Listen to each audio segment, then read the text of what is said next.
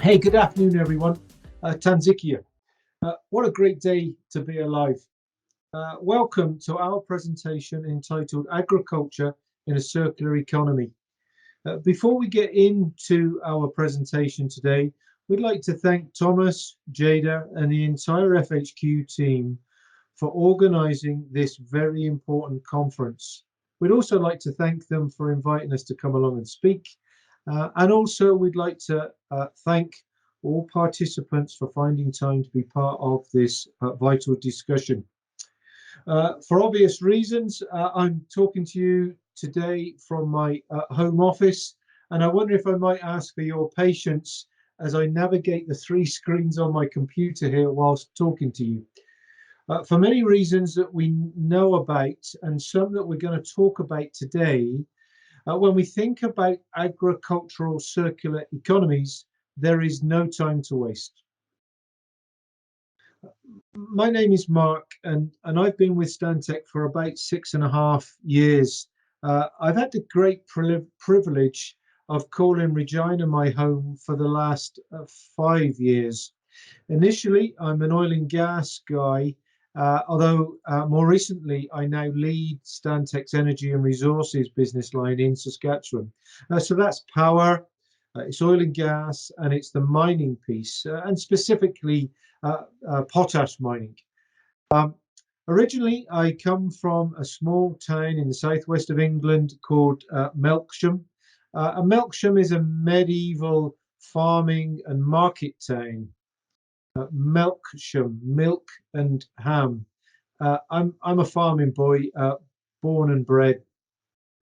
Approximately 12 months ago, Stantec formed a new initiative called the AFB initiative, and it stands for Agriculture, Food and Beverage Initiative. And I was invited to be part of that initiative, and I was very pleased to do so as we set out on possibly the most important journey that our company, our country, and indeed the whole planet will ever make. That of figuring out how we will feed ourselves in a sustainable way for our generation, the next generation, and generations yet to come. So let's get into the conversation here.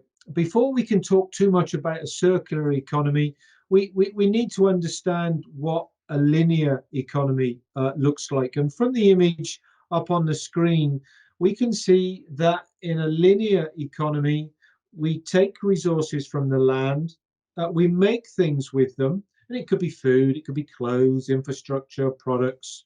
Um, we use those things and then we discard them.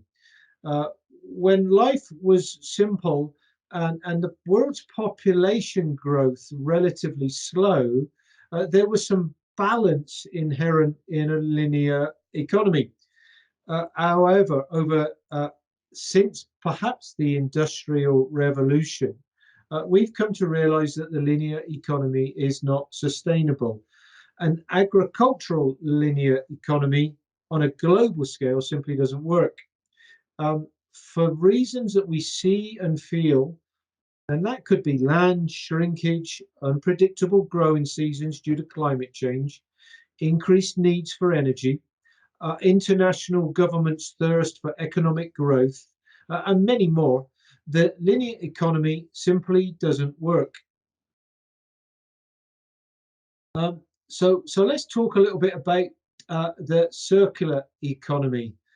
So in a circular economy, the agriculture industry is seeking to achieve greater sustainability simply by keeping more resources and materials in use for as long as possible, understanding that all aspects of the agricultural circular economy really has a huge potential to evolve, and really looking to maximize recycling and resource reuse to the maximum possible. Now, the interesting thing, of course, is that First Peoples and Métis figured this out thousands of years ago, and that the circular economy reinforces the belief that we are all connected and interconnected. And therefore, each part of the circle is equally as important. It's balanced, and as beneficiaries of the circle, we must respect it and we must evolve with it. And actually, we all own it. Also, through collaboration here today, we can all make use of all or some part of the agricultural circular economy.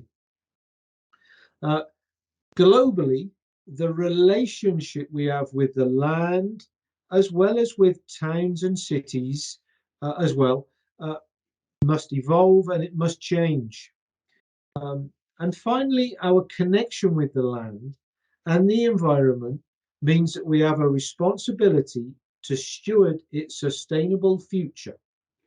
The lands, the seas, the lakes, prairies, mountains, and rivers are all connected, and that we are all related.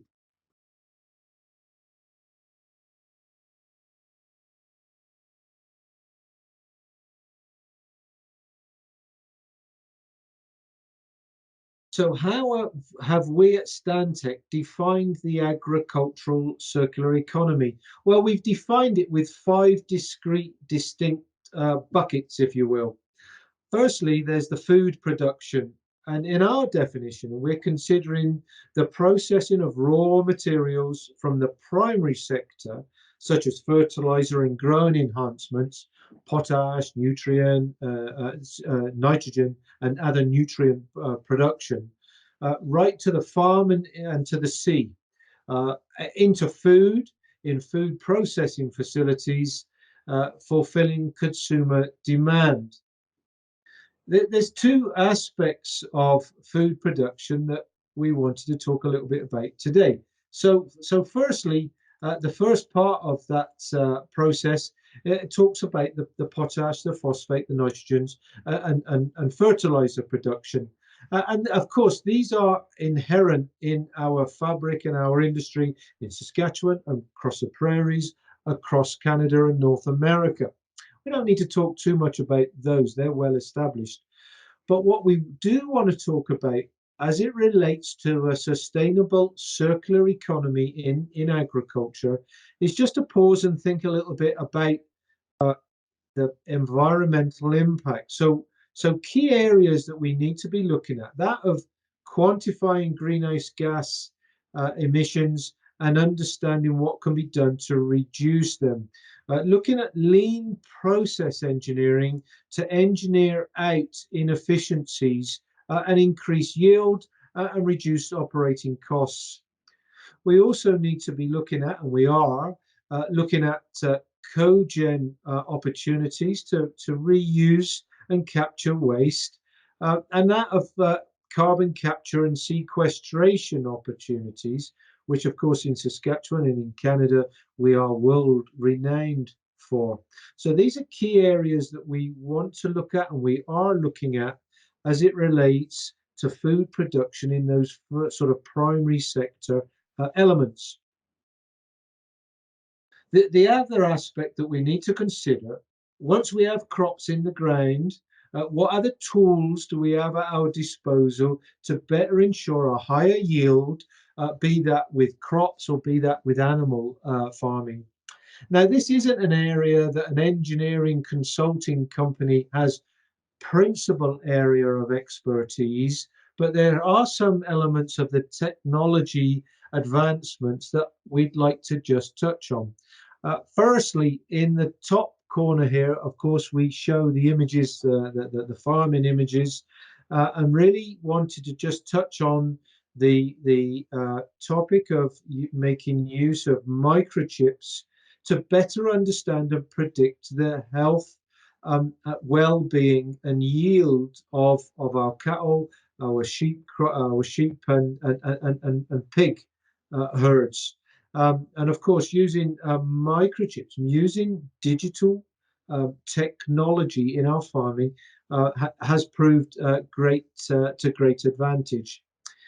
In the bottom left-hand corner, we see autonomous vehicles, and it's interesting that in many places around the world, autonomous vehicles are being used, and are seen as being a key aspect in the evolution of digital farming. Drone technology is now more common, but actually I wanted to draw everybody's attention to the image at the bottom right corner there, that of using satellite data. And really, we understand that there are hundreds upon thousands of satellites in orbit right now, and the forecast is that that will multiply extensively over coming years. And really, we have been working and we continue to work with satellite data providers um, with the ability to use satellite data for remote sensing of pipelines and other key infrastructure activities. But we've come to learn that that satellite data is so sophisticated that we are actually able to monitor an underperforming nozzle on a tractor nozzle boom as it relates to the nozzle operation across the boom. And we can actually see unhealthy crops, and we can see underproducing crops using satellite data in a very real time fashion. And so digital farming clearly needs to form part of our evolution moving forwards.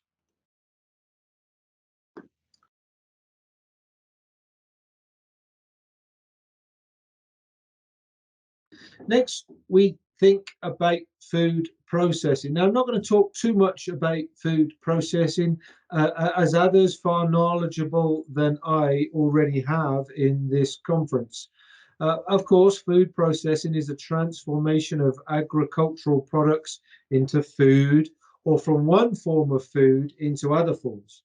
And of course, it includes many types of food processing, from grinding grain to make raw products like flour, to home cooking, to complex industrial methods used to make many of the convenience foods that we are used to. There is one thing that I would like to talk about a little bit more in detail, and that is canola crushing and processing across Saskatchewan, Canada, and North America. So the image that I have up on the screen right now was actually taken from the CTV Regina website earlier this year, actually in May of 2021. And really the topic of canola processing into seed, meal, or food grade oils or biofuel applications has never seen so much publicity and investment as it has in 2021, particularly in Saskatchewan, but right across many parts of North America. Uh, in the first half of 2021, we have seen canola crush plant announcements to the tune of $2 billion in Saskatchewan alone. So what does the canola crushing industry look like in Canada? According to the Canadian Council of Canola, excuse me, the Canola Council of Canada, 45% of Canadian canola is processed in Canada, which equates to nearly 10 million tons of canola being processed in Canada year on year. And it adds approximately $6 billion to the Canadian economy. One has to ask, with so much canola being processed and crushed, uh, where does it all go? What are its applications? And principally, we're seeing a large uptake in biofuel applications. For example, American Airlines have been using biofuels since 2012 using Boeing technology. A Canadian company called Porter Airlines conducted its first biofuel powered flights in 2010. British Airways will start flying using biojet fuel to the tune of 7,500 tons of bioaviation fuel per year. WestJet has set out on a journey of researching the use of biofuels, and Air Canada has already flown commercial flights using biofuel additives. Now, not wanting to scare you too much, I wanted to show you a block flow diagram that sort of lays out what the canola processing looks like. Don't plan to drive into any detail on this particular slide, really, except to say it's a complex process. But given the number of new plant announcements, given the diverse and complex nature of the plant itself, really it presents vast opportunities for many of our vendors, manufacturers, operators, technology providers in Saskatchewan and right across Canada and North America. Um, there's an awful lot of investment and an awful lot of opportunity for the related industrial industries right across North America.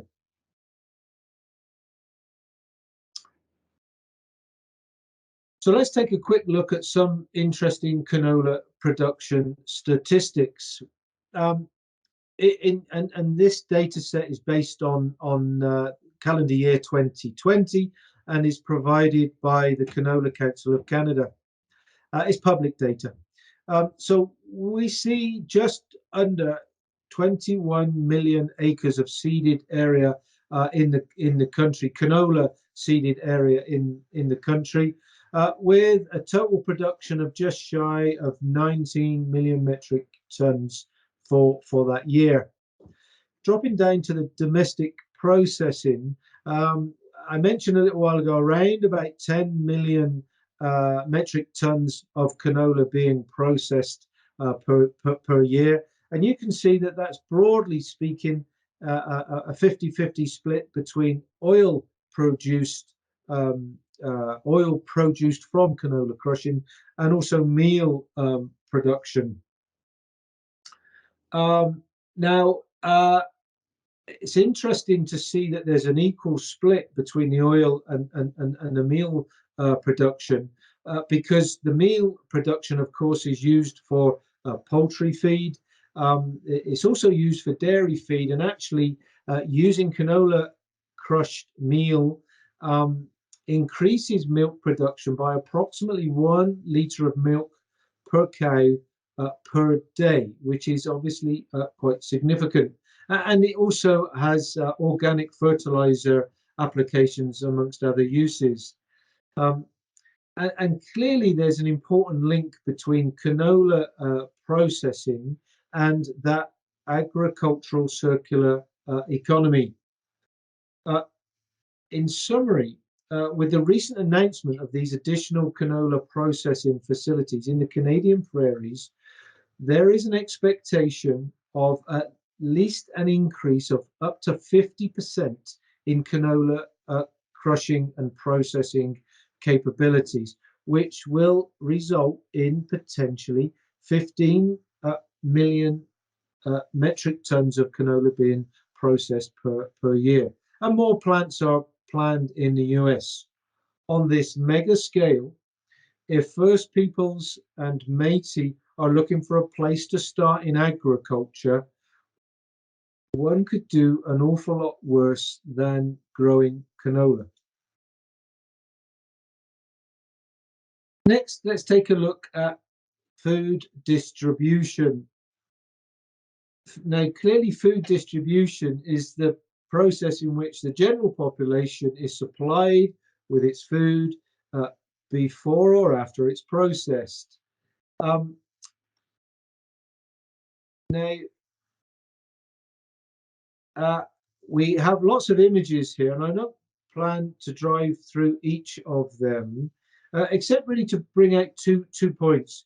The image in the top center of the screen is an image that shows the number of sea-borne vessels moving products around the globe on one particular day in 2020. Now, I should stress this isn't agricultural products, it's actually energy and resources products, but it really is quite an impactful image showing exactly how much dependency we have on global shipping networks. The other point I wanted to make is that we depend on rail and road and sea and air shipping networks. And of course, generally speaking, they are not the most environmentally friendly forms of transportation. In many places around the world, hydrogen or electric vehicle technology has already been adopted and is already being used. And actually, as it relates to heavy freight shipping, um, many companies and many places around the world have already switched across to nuclear power generation on those vessels. The second point I wanted to make with this particular slide is simply if COVID has taught us anything, it's really taught us about how fragile our food distribution and actually our greater distribution network has become.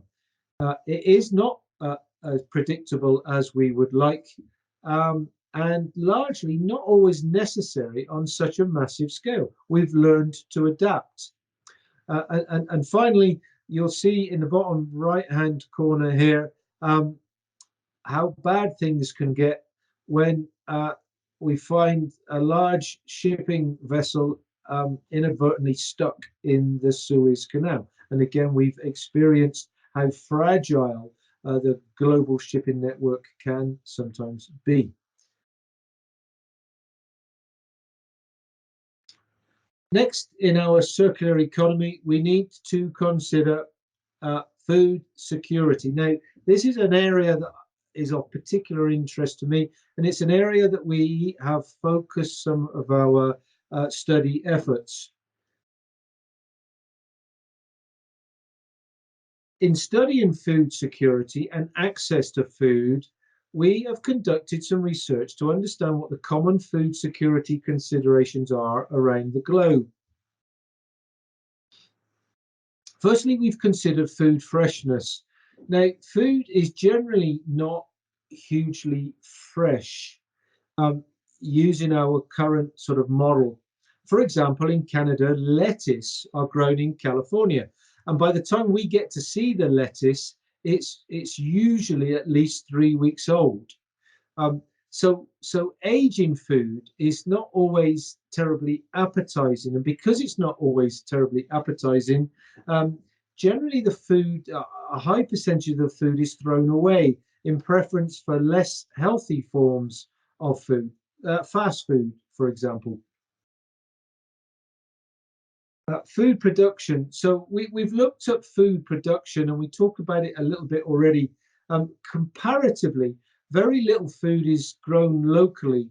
And what we're now starting to see is that where our food is being grown, so for example, California, um, it itself is coming under increasing threat from things like reduced access to water, greenhouse gas reduction protocols and programs, unpredictable climate patterns, over-farmed soils, and actually access to affordable labor. And so food production is an area of consideration when we think about access to food and food security. Um, in our research and our studies, we have identified how very expensive food has become in Canada. Um, and it's comparatively expensive to other places around the world. But notably, healthy food tends to be more expensive than non-healthy food, and therefore less accessible to low and middle income families. In the southern US, for example, a head of lettuce could cost around 75 cents Canadian. In the UK, that same head of lettuce is going to cost around $1.50. In urban regions of Canada, We can pick up in our superstores a head of lettuce for around $2. However, and most staggeringly, in remote regions of Canada, a head of lettuce can be upwards of $15. And again, access to healthy food, affordable healthy food, becomes problematic. Let's take a look at some other food security considerations around the globe. Food seasonality being one. Access to healthy food tends to be seasonal, and with climate change now unpredictable.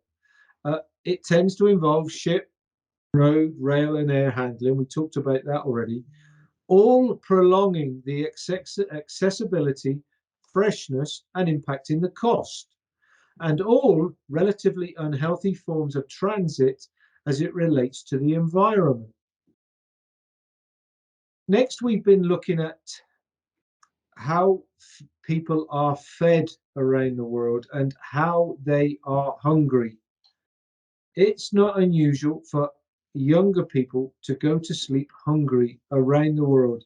And we see that also in the rural regions of our country too. Next, we've been looking at competition.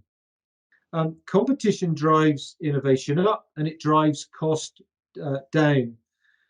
Mainly applicable to rural areas, but there can sometimes be little to no competition in our small towns and communities.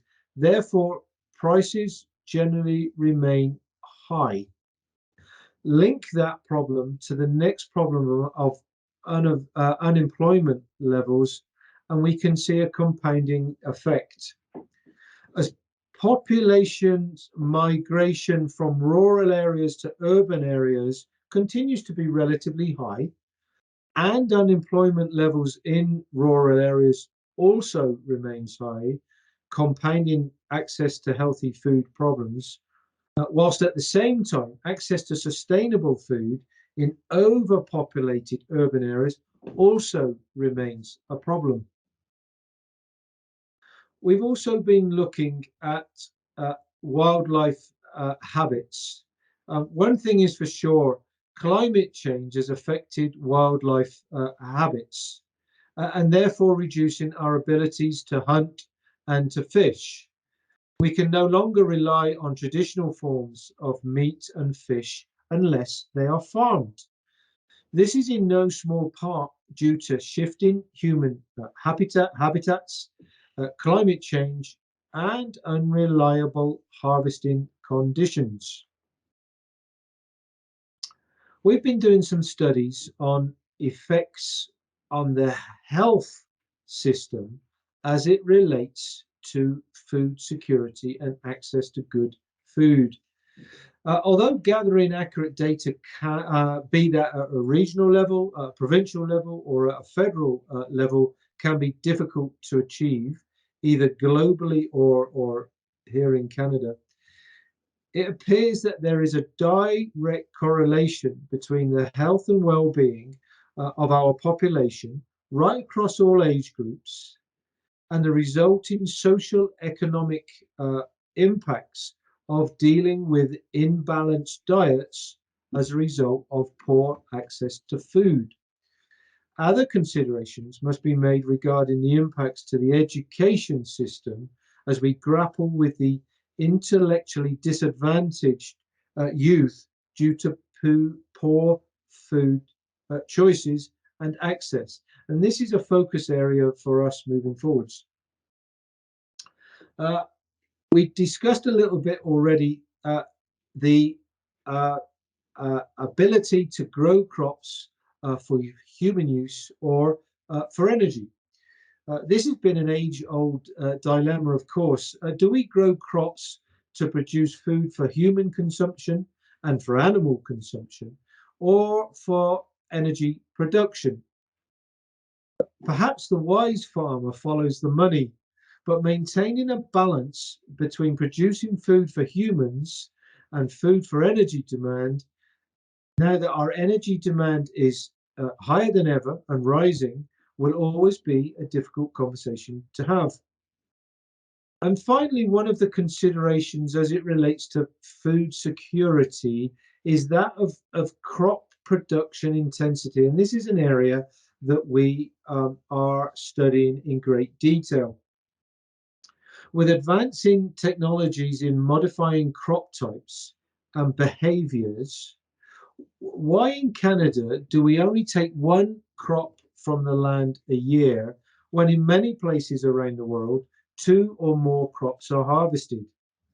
Modifying crop behaviors and better understanding what we actually need the crop to do for us are key areas requiring further research.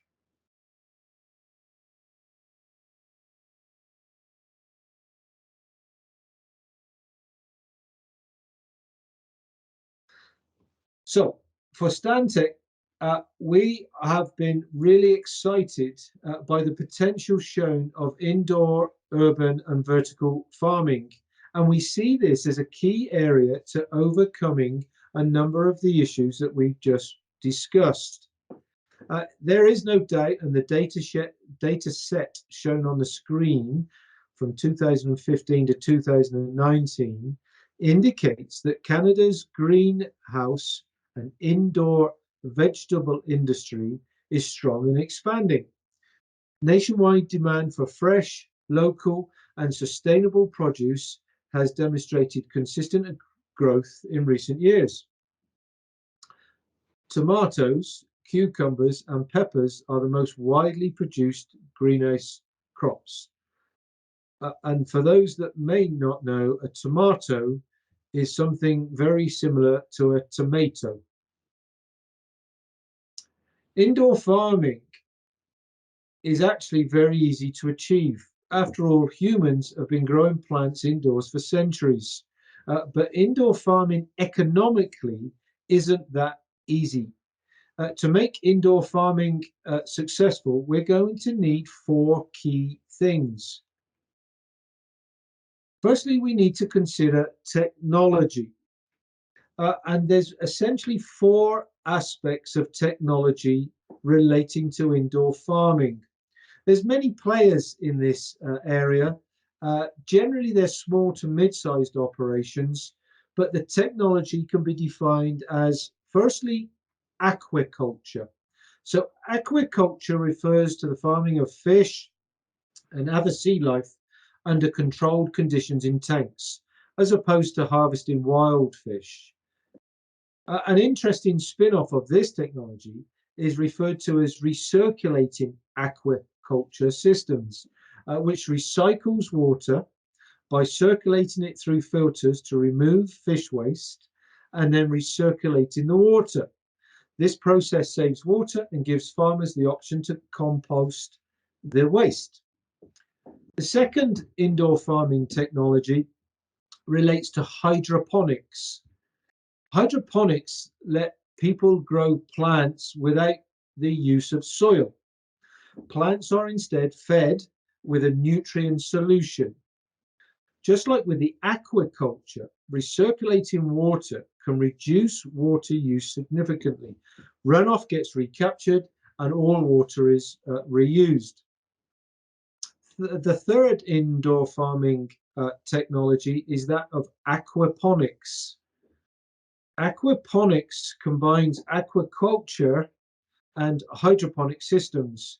So when the fish eat and produce waste, it becomes food for bacteria, which gets converted into fertilizer for plants. This means that you're able to grow plants in very high yield and a very high density. Plus, aquaponics only uses 10% of the water of soil-based agriculture. The fourth and final aspect of our indoor farming technology is that of vertical farming, as shown on the screen here. Vertical farming is exactly what it says. Let's take our horizontal farming operation and flip it through 90 degrees. Interestingly, the number of crops that you can grow per square meter is significantly greater than what you can grow on land-based agriculture. Your farming takes up less space and you actually produce more food. The second aspect that we will need to engage an indoor, urban, and vertical farming operation is that of buildings. Um,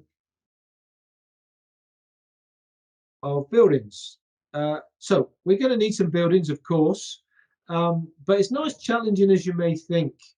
New buildings, we know those to be expensive, but adapting existing abandoned or residential properties, industrial or commercial buildings, or repurposing new buildings could and should become common practice. We don't need to go through all of the images on the screen right now. However, let's point out just a couple. In the bottom center here is a picture of the Devonian Gardens in Calgary, Alberta.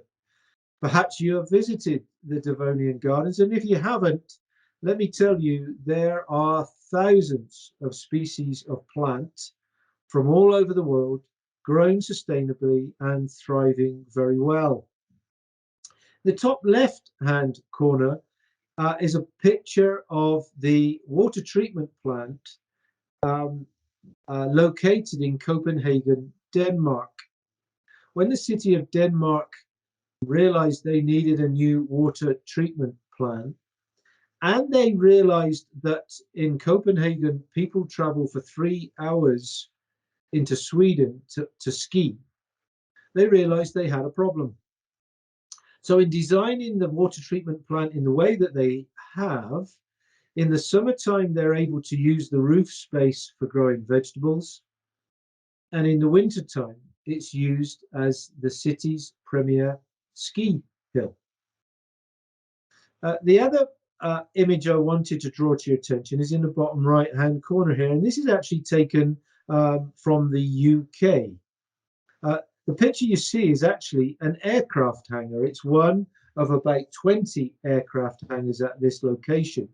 And a local entrepreneur and innovator realized that they were able to grow leafy vegetables on the roof of the aircraft hangar at no cost to the aircraft hangar owner.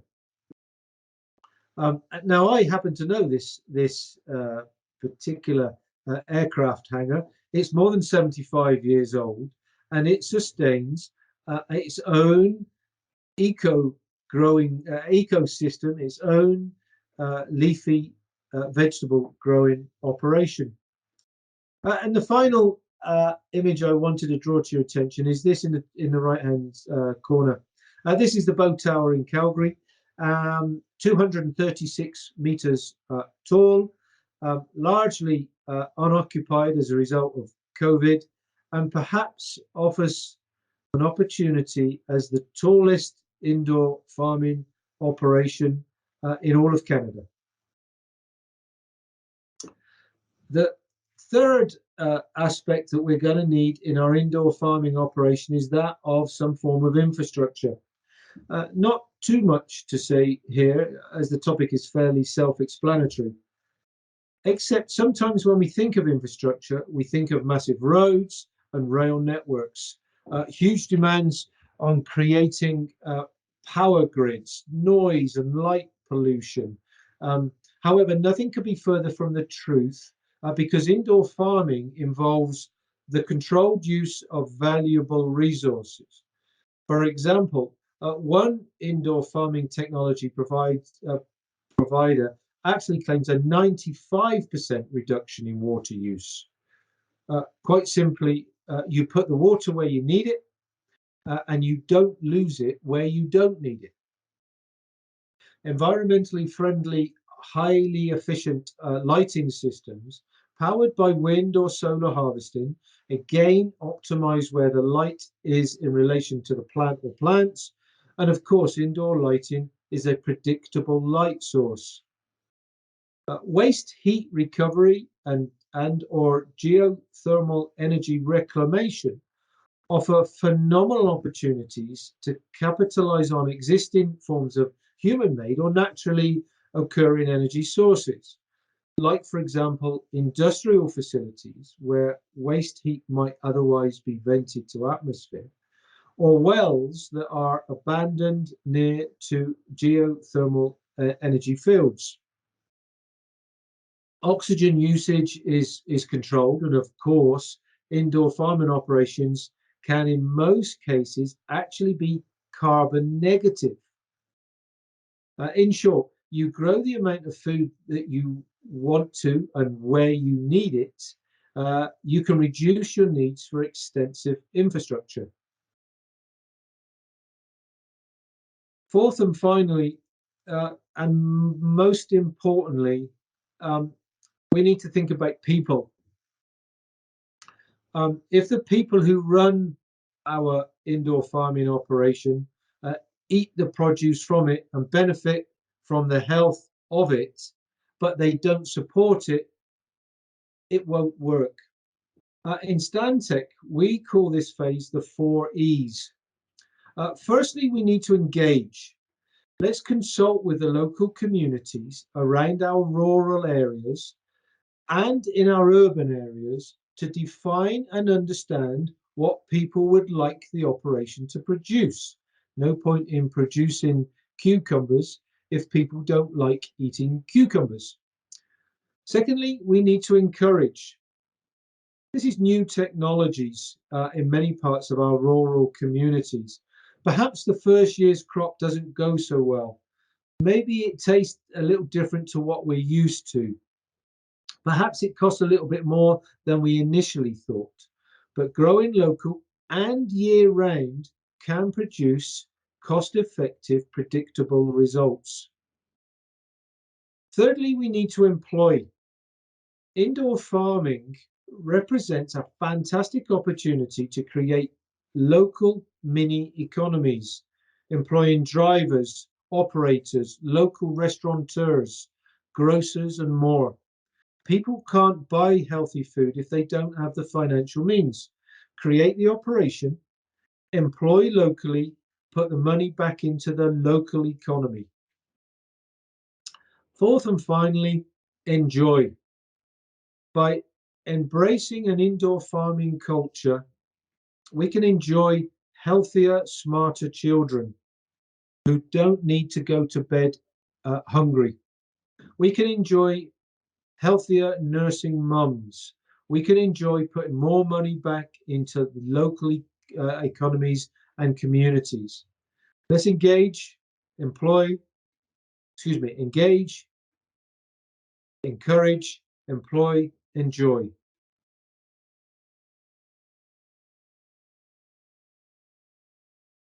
The fifth and final aspect of our circular economy is that of food waste. Clearly, food waste or food lost is food not eating, and the causes of food loss are numerous and can occur throughout the food system during production, processing, retail, and consumption. The important point here is global food waste is estimated to amount between 1/3 and 1/2 of all food produced. And really, food waste breaks out into four key components. Uh, Food waste can include cooking oils, packaging, and compostable foods. Uh, Crop waste, uh, we've talked about biofuels, water waste, and finally, animal waste and the opportunities of biogas and biomass.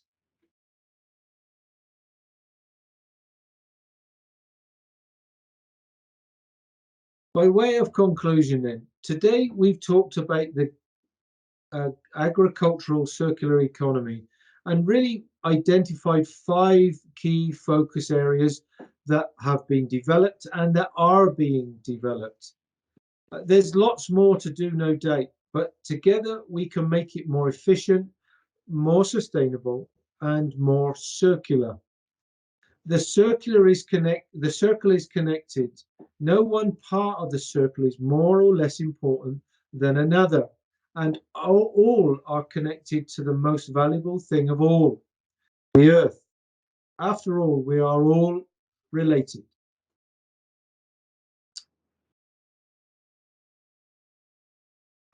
Let's together change how we think about agriculture and food. Let's help the older generation enjoy life with nutritious food. Let's do a better job of setting our youth up for success by sending them to bed well fed. And let's evolve our relationship with agriculture to benefit generations yet to come. If you would like to discuss any of the topics we have covered today or have any questions, please see my phone number on the screen. Thank you for your time today. Please keep safe and well.